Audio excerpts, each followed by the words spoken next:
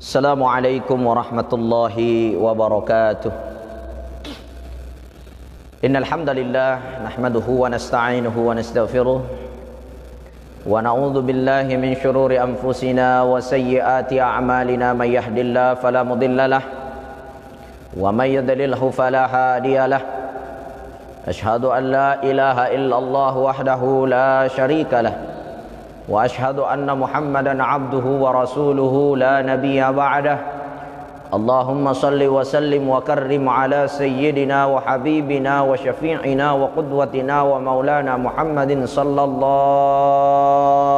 alaihi wasallam wa ala millati abina Ibrahim hanifa wa ma kana minal musyrikin. Fa ya ayyuhal muslimuna al-kiram ittaqullaha haqqa tuqatih wa la tamutunna illa wa antum muslimun. Faqad qala Allah Ta'ala fi kitabihil karim, a'udzu billahi minasy syaithanir rajim. Bismillahirrahmanirrahim. Ya ayyuhalladzina amanu la tulhikum amwalukum wala auladukum an dzikrillah wa man yaf'al dzalika fa ulaika humul khasirun. Shadaqallahul adzim wa ala dzalika minasyahidin wasyakirin. Pemirsa Facebook dimanapun berada, mudah-mudahan semuanya kita senantiasa sehat afiat, semuanya dalam naungan dan lindungan Allah Subhanahu wa Ta'ala, dan semuanya senantiasa dalam ridho Allah Subhanahu wa Ta'ala, sehingga setiap gerak-gerik kita, setiap langkah kita, setiap bisikan hati kita, setiap ucapan kita, semuanya mengantarkan sesuatu yang mendekatkan kita kepada Allah Subhanahu wa Ta'ala. Karena setiap detik yang berlalu, lan tarji'al ayyamul lati madat, tidak ada satu manusia pun yang mampu memutar kembali, mengulangi waktu yang berlalu walau hanya sedetik saja. Maka dari itu, alangkah ruginya bila detik-detik, jam-jam, serta hari demi hari berlalu hanya menyisihkan sesuatu yang membuat kita mengumpulkan puing-puing dosa. Apakah dosa lisan kita yang sering bercerita yang tidak bermanfaat? Apa dosa lisan kita yang sering menceritakan kejelekan orang lain? Apakah dengan dosa hati kita yang selalu berprasangka buruk kepada saudara-saudara kita, berprasangka buruk kepada Allah, berprasangka buruk kepada tetangga, berprasangka buruk kepada orang tua, istri berprasangka buruk kepada suami, suami berprasangka buruk kepada istri, dan begitu pun anak-anak kemungkinan bisa saja berprasangka buruk kepada orang tuanya. Begitu pula dosa kaki kita yang sering melangkah kepada sesuatu yang tidak disenangi oleh Allah, melangkah kepada sesuatu yang tidak diridhai oleh Allah Subhanahu wa Ta'ala. Nah, tentunya semua yang kita lakukan itu akan menjadi tanggung jawab di yaumil hisab, nanti di hari kemudian. Karena semuanya pasti akan ditanya oleh Allah Subhanahu wa Ta'ala. Kaki kita melangkah kemana, tangan kita gunakan untuk apa, umur kita digunakan untuk apa. Kemudian tentunya harta kita akan ditanya dari mana engkau hasilkan dan kemana pula engkau belanjakan. Maka dari itu pemirsa dirahmati Allah, kita saat ini melihat umumnya umat manusia itu kebanyakan berpikir bagaimana bisa hidup enak, tapi sangat jarang kita jumpai orang berpikir bagaimana mati enak. Banyak kita berpikir bagaimana hidup enak, tapi tidak berpikir bagaimana mati enak. Nah, tentunya kita sebagai orang yang beriman, kita harus banyak-banyak berpikir bagaimana kita ini mati enak.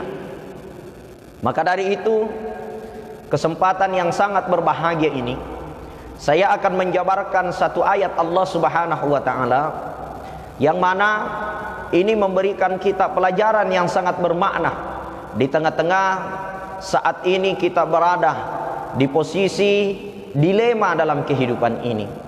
Kita ingin mencari nafkah untuk keluarga, di lain sisi ada beberapa hal menyebabkan kita tidak boleh keluar rumah. Disebabkan karena pertama, anjuran pemerintah kita harus stay di rumah dulu. Kemudian yang kedua, tentunya bagaimana kita tidak membawa sesuatu yang bisa memberikan mudarat kepada orang lain, memberikan sesuatu yang merusak kepada orang lain, ataupun akan merusak diri kita sendiri. Karena kita dituntut la darara wala dirara. Hadis riwayat Ibnu Majah, bahwa jangan sampai kita membuat orang susah, membuat orang mendapatkan musibah, ataupun kita mencari musibah untuk diri kita sendiri. Maka dengan konsep ini, tentunya banyak hal yang membuat kita dilema hari ini. Disebabkan tentunya kita ketahui semua adanya virus corona atau COVID-19 ini yang menggemparkan seluruh dunia, yang bukan hanya masyarakat Islam, bukan hanya umat Islam, bukan hanya orang-orang yang ada di Indonesia, tapi hampir seluruh dunia merasakan dampak daripada virus corona yang mana makhluk Allah Subhanahu wa taala kecil ini. Nah, pemirsa dirahmati Allah Subhanahu wa taala, di dalam Al-Qur'an Allah Subhanahu wa taala berfirman, ya ayyuhalladzina amanu la tulhikum amwalukum wala auladukum an dzikrillah wa man yaf'al dzalika faulaika humul khasirun. Ya ayyuhalladzina amanu, wahai orang-orang yang beriman. Allah memanggil orang-orang yang beriman. Apa kata Allah? La tulhikum amwalukum. Janganlah karena harta-hartamu, wala auladukum, dan juga anak-anakmu, keturunanmu, keluargamu, an zikrillah, menghalangi kamu untuk dekat dengan Allah, menghalangi kamu untuk beribadah kepada Allah. Kemudian wa may yaf'al dzalik, siapa manusia yang terhalang dengan perkara-perkara ini, faulaika humul khasirun, maka dia akan tergolong orang-orang yang rugi. Bukan hanya rugi di dunia, dia akan rugi di akhirat. Dia akan tergolong sebagai orang-orang yang celaka, bukan hanya celaka di dunia, tapi dia akan celaka di akhirat. Pemirsa Facebook dimanapun berada, tentunya di dalam ayat ini kita bisa menarik kesimpulan. Yang pertama, Allah Subhanahu wa taala katakan, la tulhikum amwalukum, janganlah karena harta-hartamu. Yang paling utama disebutkan oleh Allah di dalam ayat ini adalah harta. Karena kebanyakan kita terhalang mengingat Allah, terhalang beribadah kepada Allah, terhalang mendekati Allah Subhanahu wa taala disebabkan karena harta-harta kita. Banyak kita, pemirsa dirahmati Allah, kita melihat orang-orang yang setiap harinya hanya mengejar dunia saja, seakan-akan tidak ada akhirat. Maka salah satu hikmah yang bisa kita petik dengan hadirnya virus corona, di mana banyak saudara-saudara kita tiba-tiba menjadi ahli zikir. Banyak tiba-tiba saudara kita yang memperbincangkan perkara-perkara kecil, kok bisa mampu membuat semua dunia ini menjadi orang-orang yang tidak berdaya apa-apa. Mengembalikan maruah keyakinan bahwa kita yakin la haula wala quwwata illa billahil aliyil azim. Selama ini kita hanya pandai berbicara seperti ini. La haula, tidak ada daya, wala quwwata, tidak ada kekuatan, illa billah, kecuali semuanya daya dan kekuatan Allah. Ya, semuanya adalah kekuatan Allah, semua adalah dayanya Allah. Maka dari itu, jamaah dirahmati Allah, pemirsa dirahmati Allah Subhanahu wa taala, dengan ucapan ini kembali kita segarkan, ya, kita hayati dengan adanya virus corona. Ternyata betul kita ini tidak punya daya apa-apa, kita ini tidak punya kekuatan apa-apa. Hanya dengan makhluk kecil ini belum datang ujian yang mana disebutkan dalam Al-Quran akan turunnya Dajjal, di mana dalam hadis Rasulullah ketika akan terjadi kiamat dunia, maka semua gunung-gunung, semua bumi ini, semua bintang akan bertabrakan. Bahkan dikatakan dalam Al-Quran, wa takunul jibal kal ihnil manfus, seluruh gunung-gunung ini akan terbang seperti abu yang diterpa angin, ya, seperti semut-semut yang berterbangan, ya. Maka dari itu, pemirsa dirahmati Allah Subhanahu wa taala, dengan kehadiran makhluk kecil yang disebut dengan virus corona ini, betul-betul kita ini la haula wala quwata illa billah. Nah, jamaah dirahmati Allah Subhanahu wa taala, tidak sedikit saudara-saudara kita yang mengeluh dengan pekerjaannya yang terhambat, mengeluh dengan ekonomi yang semakin merosot, di mana kita bisa melihat banyak saudara-saudara kita yang saat ini kelaparan disebabkan karena mencari mata pencaharian setiap harinya tidak lagi berjalan seperti biasanya. Nah, disinilah letaknya sebagai hamba Allah Subhanahu wa taala yang beriman, mereka tidak akan pernah jauh dari Allah Subhanahu wa taala dalam keadaan sesusah apapun, karena mereka selalu meyakini la tahzan innallaha ma'ana. Mereka selalu meyakini bahwa tidak ada yang perlu untuk kita sedihkan di dunia ini, karena Allah Subhanahu wa taala bersama dengan kita. Maka dari itu, pemirsa Facebook dirahmati Allah Subhanahu wa taala, tentunya harta yang mana Allah Subhanahu wa taala sebutkan dalam Al-Qur'an, la tulhikum amwalukum, janganlah karena harta-hartamu engkau terhalang untuk dekat dengan Allah Subhanahu wa taala. Karena kita melihat sejarah peradaban manusia, kebanyakan manusia tertipu dengan harta. Kebanyakan manusia mereka hancur dengan harta. Kebanyakan manusia bisa sombong dengan harta, karena mereka meyakini segalanya bisa dibeli dengan harta. Kita bisa melihat hari ini, godaan wanita berbahaya, tapi dengan harta bisa membeli seluruh godaan, ya. Bisa membayar seluruh persoalan. Nah, kita bisa melihat ada hal-hal yang seharusnya tidak bisa lagi ditoleransi, bisa berbelok dengan uang.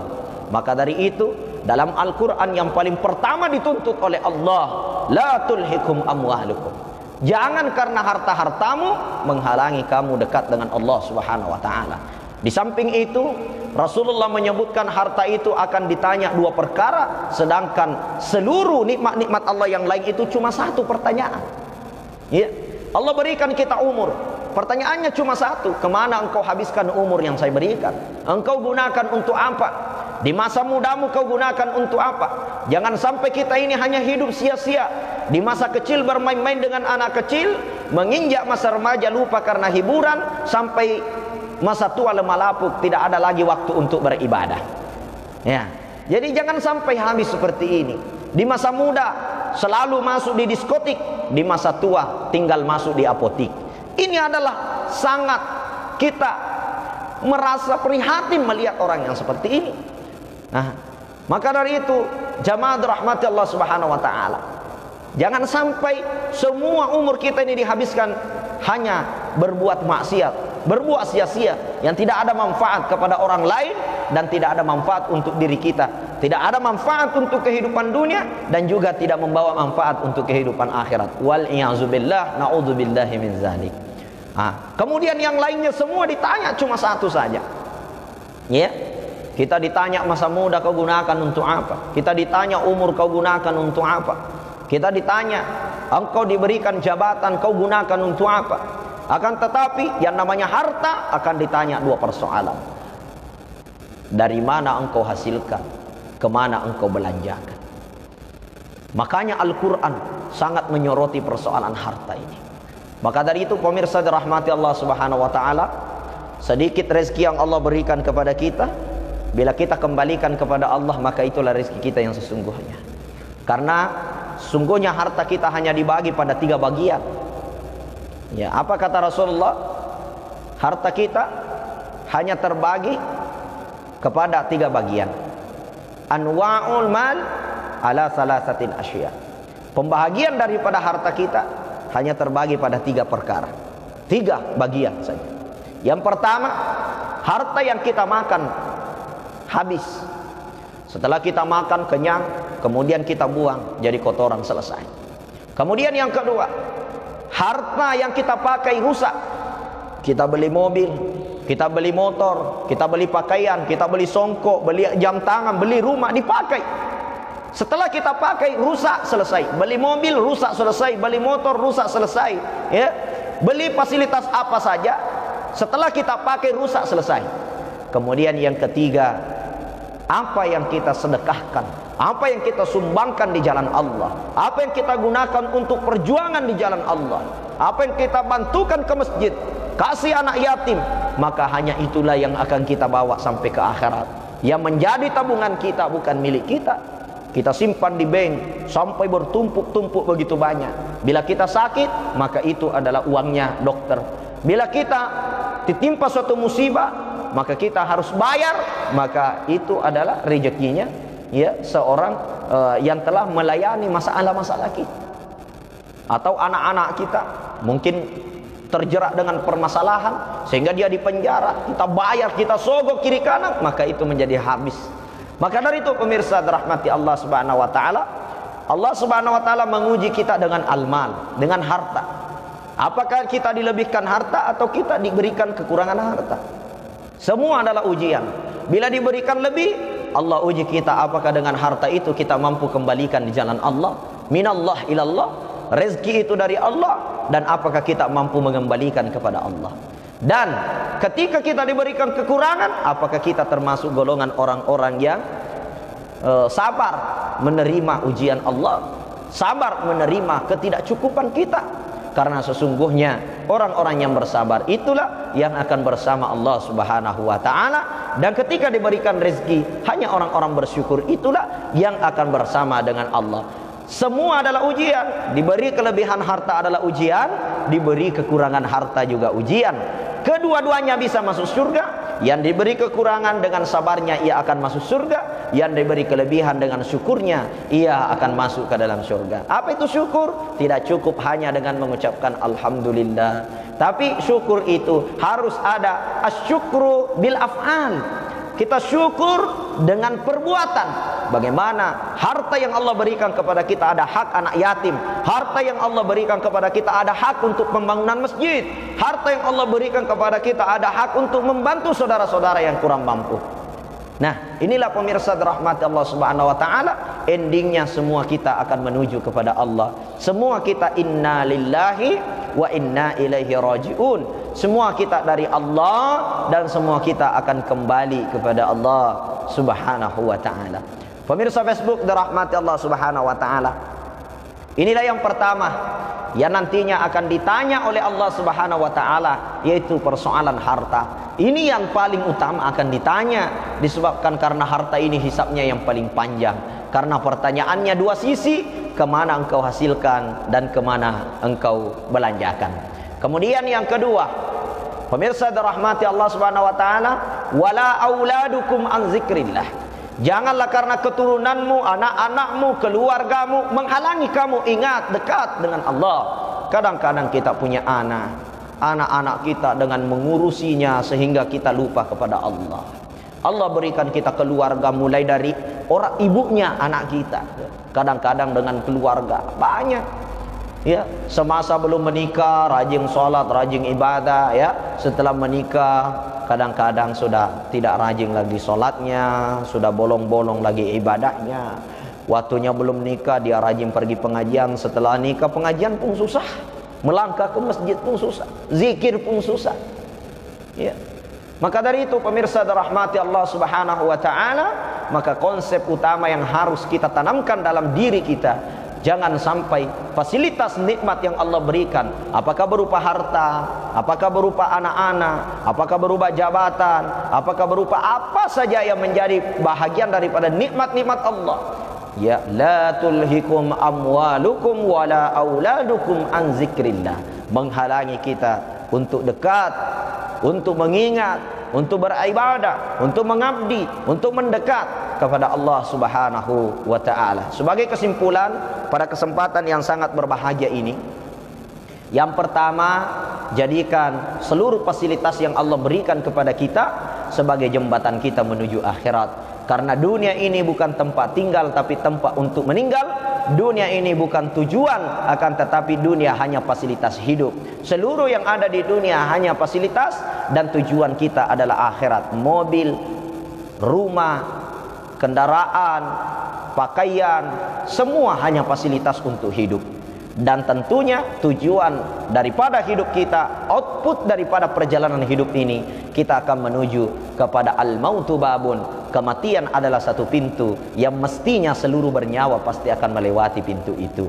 Maka dari itu, sediakan bekal kita menuju kematian. Yang ketiga atau yang terakhir, kali ini kita dihadapkan dengan pandemi corona yang saat ini menggemparkan seluruh umat manusia. Mudah-mudahan kita dilindungi semua dari virus corona. Sebagai konsep yang kecil yang bisa kita jadikan sebagai acuan, ketika Allah Subhanahu wa ta'ala menciptakan seluruh makhluk-makhluknya di muka bumi ini, maka tentunya ditundukkan pula oleh Allah Subhanahu wa ta'ala atas perintah-perintah Allah, atas iradah-iradah Allah, atas takdir-takdir Allah Subhanahu wa ta'ala. Ma asaba min musibatin fil ardi wala fi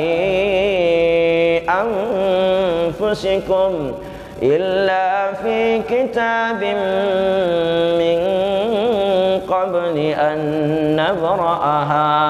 Ma asaba min musibatin fil ard, tidak ada satu musibah yang menimpa di muka bumi ini, wala fi anfusikum, dan tidak ada yang menimpa pada dirimu sendiri, ya, illa fi kitabim min qabli an nabra'aha, melainkan Allah Subhanahu wa ta'ala telah mencatat di lauhim mahfuz sebelum Allah Subhanahu wa ta'ala menjadikan di dunia ini. Maka dari itu semua sudah menjadi irada Allah Subhanahu wa ta'ala. Maka Allah telah memberikan petunjuk pedoman bagi kita. Apapun persoalan kita, ruddu ilallah, kita kembali kepada Allah, kita kembali kepada Al-Quran dan Sunnah. Dan kita melihat bagaimana saat ini pandemi corona menimpa kita. Sebagai analogi bagi kita, ketika ada anjing yang dilepas oleh tuangnya, maka anjing-anjing yang dilepas dari kandangnya ini oleh tuang daripada anjing ini, maka anjing itu keluar. Setelah keluar, dia akan menggigit siapapun yang didapat oleh anjing itu. Pertanyaannya, apakah kita usir anjing itu, ataukah kita datang kepada tuan daripada anjing itu agar dia bisa memanggil kembali anjing-anjingnya? Nah, tentu pemirsa dirahmati Allah, solusinya paling baik jangan sampai kita tergigit oleh anjing itu. Makanya kita jauhi, kita berlindung. Yang kedua, kita datangi tuannya anjing itu agar dia memanggil anjing-anjingnya kembali ke kandang, sehingga tidak ada orang yang tercelakai dengan digigit anjing. Maka Allah Subhanahu wa ta'ala sebagai pencipta corona, Allah yang melepaskan corona di muka bumi ini, maka yang paling baik kita lakukan, jangan sampai kita terkena corona, kita berlindung, kita berusaha. Caranya kita stay di rumah, kita berdoa kepada Allah, dan kita tetap menjaga kebersihan. Dan yang terpenting, caranya kita rayu Allah agar Allah memanggil corona itu. Bagaimana cara merayu Allah? Kita bangun di sepertiga malam, doa sama Allah, ibadah sama Allah, banyak kita sedekah di siang hari.